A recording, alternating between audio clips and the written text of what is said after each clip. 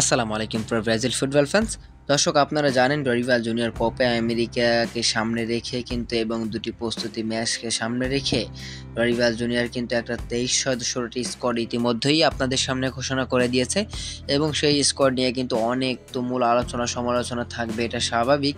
কেননা বিশ্বের সব থেকে সফলতম দেশ যখন তাদের ফুটবলের একটা টুর্নামেন্টের আগে একটা 23 সদস্যের একটা স্কোয়াড ঘোষণা করবে, সেক্ষেত্রে কিন্তু সেখানে সমালোচনাটা হবে, এটা স্বাভাবিক ব্যাপার।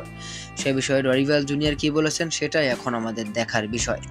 মূলত ডরিভাল জুনিয়র স্পষ্টভাবে বলে দিয়েছেন, আমাদের একটি তরুণ প্রজন্ম আছে যারা বড় ক্লাব এবং উচ্চ প্রতিযোগিতামূলক পর্যায়ে খেলে, তাই তাদের অগ্রাধিকার বেশি দিয়েছে কারণ তারা দ্রুত সংহিত হবে এবং এই ধরনের চাপে তারা অভ্যস্ত।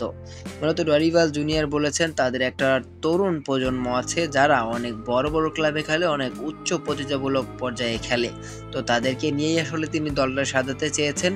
আর সেটা যদি কারোর মাথা ব্যথা হয় তাতে ডরিভাল জুনিয়রের কিছু করার নেই। ডরিভাল জুনিয়রের পরে কিন্তু আরও অনেক অনেক কথা বলেছিলেন।